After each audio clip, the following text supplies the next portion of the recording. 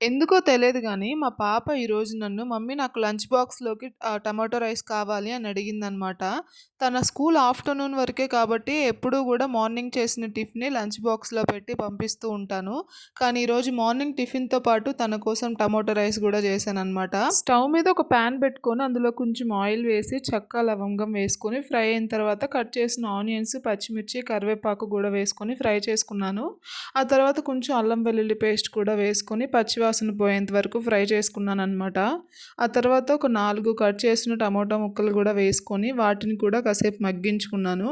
ఆ తర్వాత తన టేస్ట్‌కి తగ్గట్టు లైట్‌గా ఉప్పు, కారం, పసుపు, కొంచెం గరం మసాలా వేసేసుకొని అంతా కలిసేలాగా కలిపేసుకొని ఇంకొక 5 నిమిషాలు ఉడికించుకున్నాను.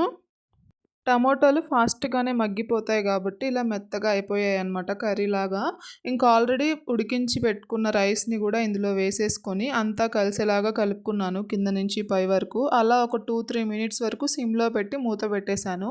ఇంకా లాస్ట్‌లో కొత్తిమీర వేసుకొని, కలుపుకొని సర్వ్ చేసుకుంటే సరిపోతుంది.